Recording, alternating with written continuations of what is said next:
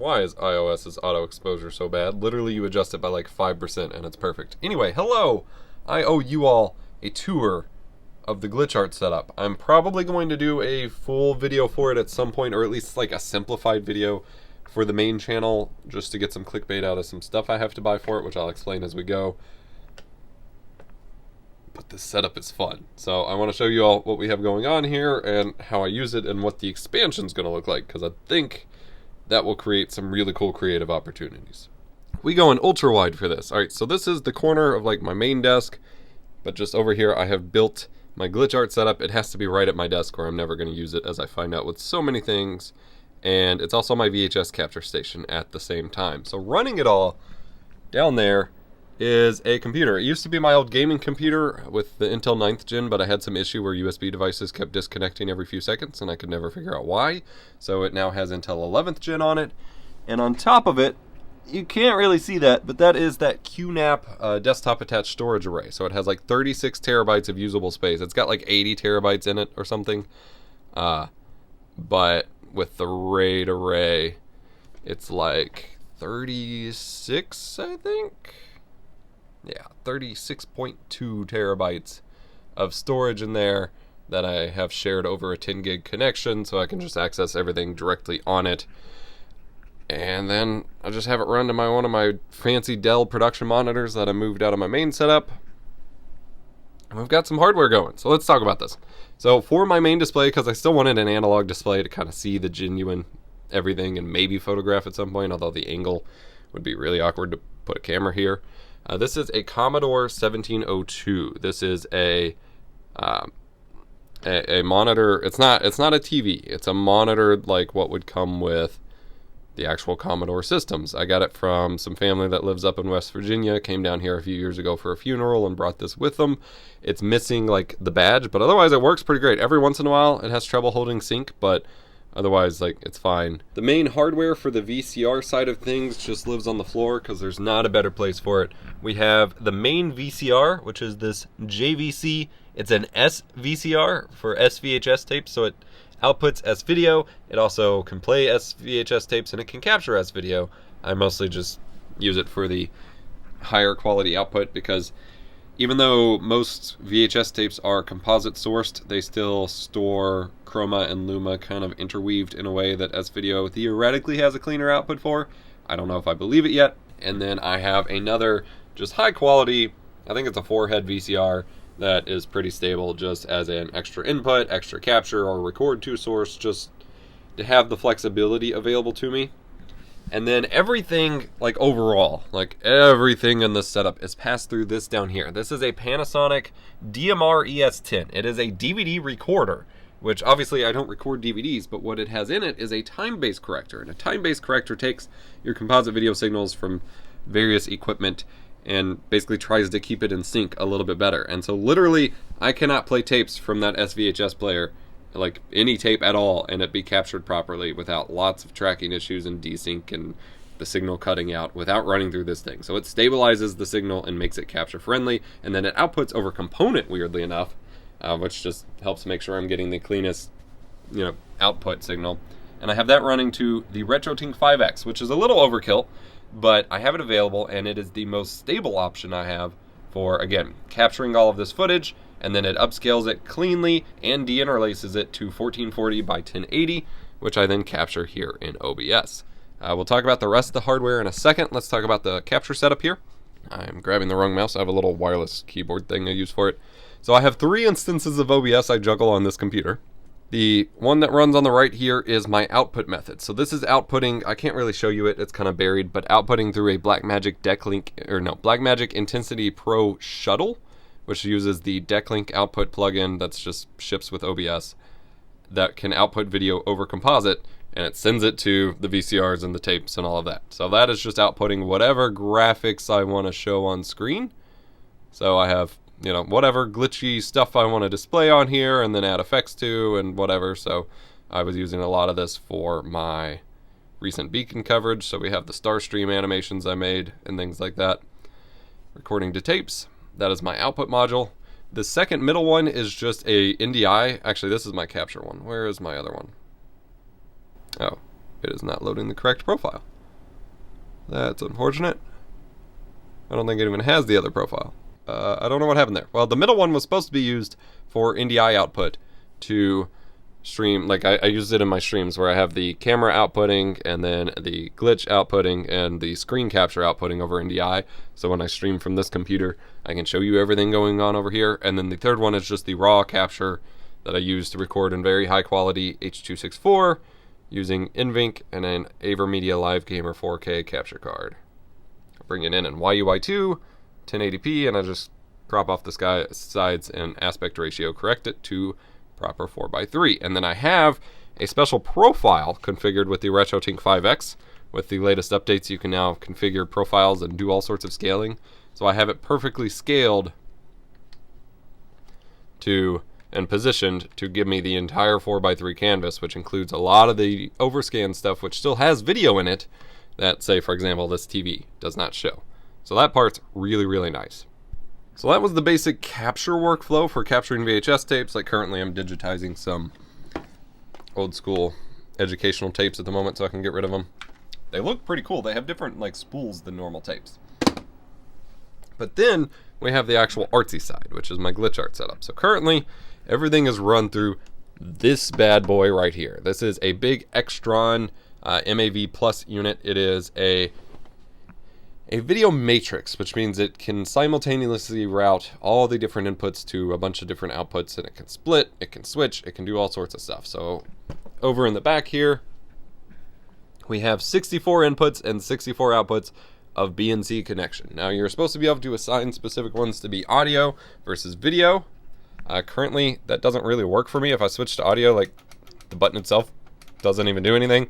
So I've got to figure out the plugin and connecting, or the firmware and connecting to it over serial or maybe Ethernet and trying to figure out how to configure it, but I haven't had time and I don't do a whole lot of audio with my glitch art setup at the moment. But basically, all 64 inputs can route to any or all of the 64 outputs. So for example, input number 1 is the DeckLink PC output, and I have it routed to all these different outputs at the moment. So PCN goes out to the VCR, to glitch art boxes, to the CRT, whatever. And so every piece of this puzzle is connected to here.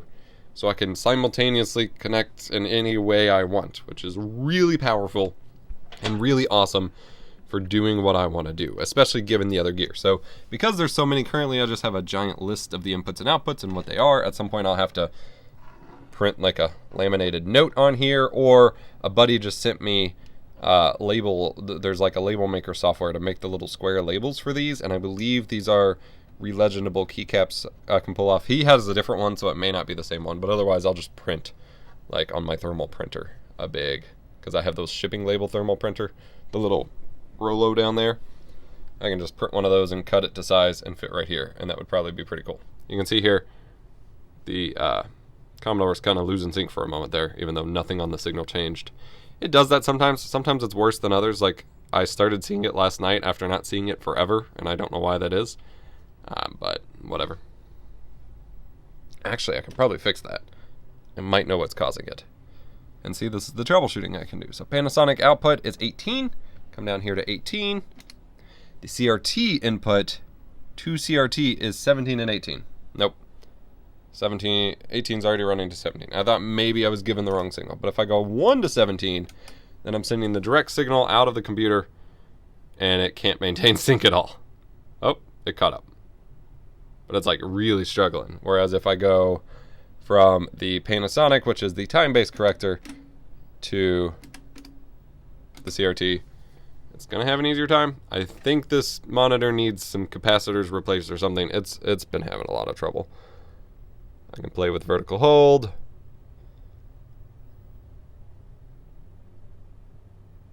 I don't really have an answer. I'm gonna go ahead and turn it off though, so I'm not wasting whatever precious life it has left. Anyway, so I can route, everything. And so that means I have all of this connected to this matrix.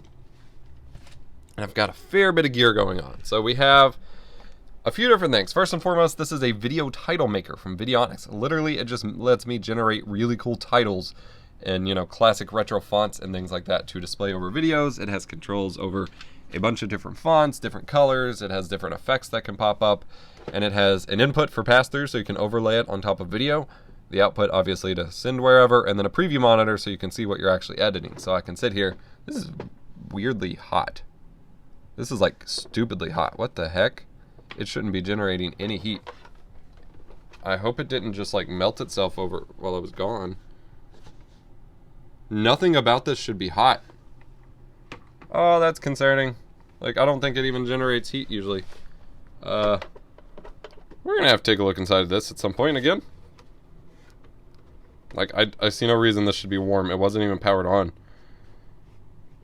I just had to get rid of another. I bought 2 of these. I bought one, and the keyboard was all messed up, and there was no saving it. So, I got this one. These aren't cheap, either. It was like 150 bucks. It was working great, other than the power port was kind of loose. Yeah, I'm going to have to take that apart and make sure it's okay.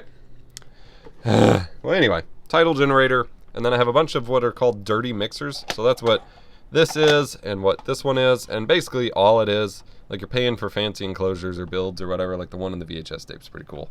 But it's a potentiometer with just an input and an output, so it mixes between them without trying to properly blend them or get sync right or whatever.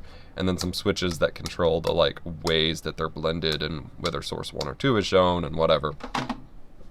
Those are pretty cool. Good for basic stuff, but difficult to like keep sync, so it doesn't always produce the best results.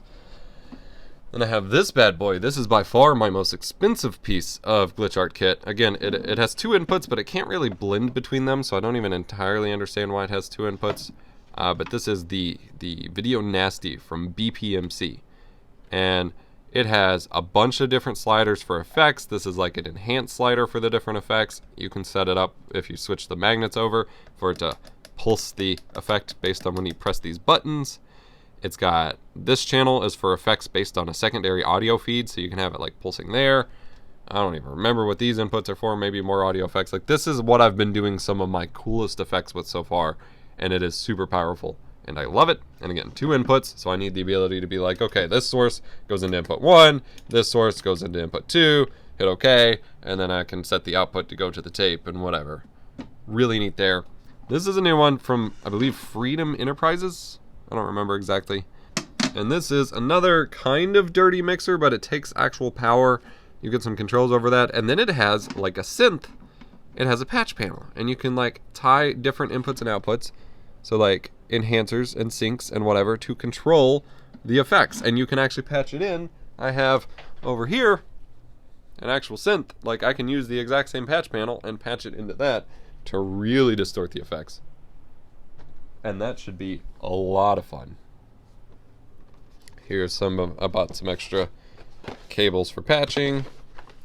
And then I have recently gotten in, thanks to Zoe on our Discord server giving me the idea. They apparently use a headphone mixer and some guitar effects pedals to affect their video signal as well. So I've picked up a couple goofy guitar pedals to experiment with running video through audio, which I didn't even think was possible last time I tested, but they've been able to literally just run their video signals through audio gear and still get it to come out the other end, just with damage, of course. So I am super stoked to play with that. So that is the core of the setup, is all this fun little gear to distort the signal and mess with it. Long term, I have over there some VCRs that I'm going to put magnets on and kind of damage and whatever. They're already basically broken, like they don't play back right in the first place, but to give some extra effects and add that into the system. And then, of course, I have run into this VCR, an 8mm camcorder with live video out that I can point at the TV or at other sources and do like live video feedback loops like I've posted. Still very much in the experimental phase with that, but it's a popular means of doing this kind of art. And so I'm definitely learning it as I go. But yeah, I've simultaneously got a super, super high quality VHS capture station that I use for actual VHS capture work and fun glitch art stuff. But I'm expanding it based on that CRT set I posted a picture of and debuted in my Beacon videos, and that's going to get wild. So here's the CRT set. It is not powered on at the moment. I'm going to give it a rest since I've been using it the whole time, but I took the 2 main storage shelves I had on the back storage wall here, moved them over. They're both rated to hold like a crap ton of weight per shelf, so they should be fine. And I put on them a whole bunch of CRTs. Now, some of these I had before.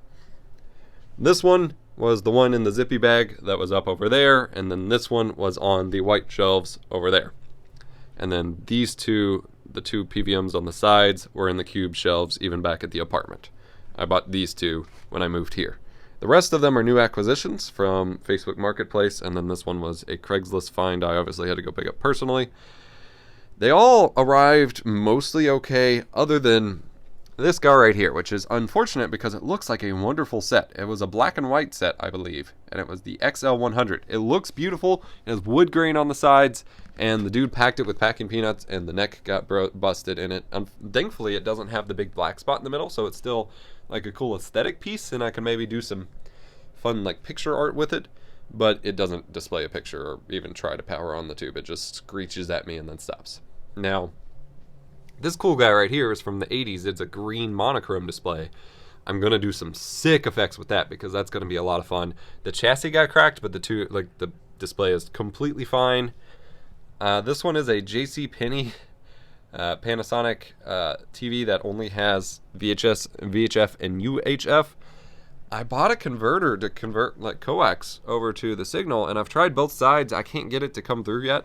I haven't figured out what I need to do exactly, but I should be able to connect a signal to it too. It'll just be a little bit more noisy. That's a recent Facebook Marketplace pickup. This giant Magnavox is a beautiful recent pickup as well. And then I got this tiny little mini Trini, as it is, on eBay. And it's super adorable. I love it.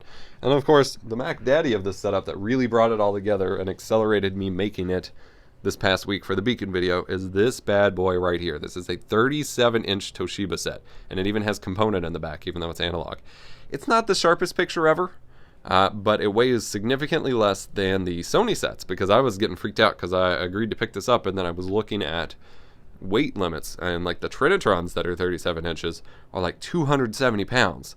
This one was maybe 200 at most, probably not even that. So it's got big O speakers, a pretty decent display overall, and it's just massive and looks awesome in this set. So my goal is, if I get more, I will cycle them on these bottom shelves and put the dead ones up here, because it's just a giant PC case box that's kind of an eyesore at the moment, but trying to get more aesthetic stuff going. Gonna try to get more like 80s and 90s little trinkets to decorate it with, and I've just got, you know, a mix of old game cases and repros and VHS tapes and game mags and things like that. Long term, I am still, like, I'm at the moment, for all the videos I used, or all the clips I showed in the Beacon videos, I was literally running around to a bunch of different VCRs.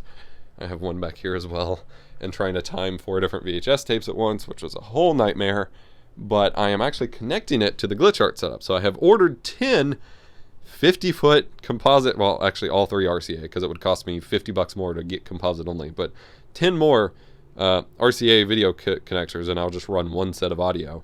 I'm gonna pipe it up, you know, drop it down, go up the wall, and then I bought J hooks to hopefully mount it on the ceiling.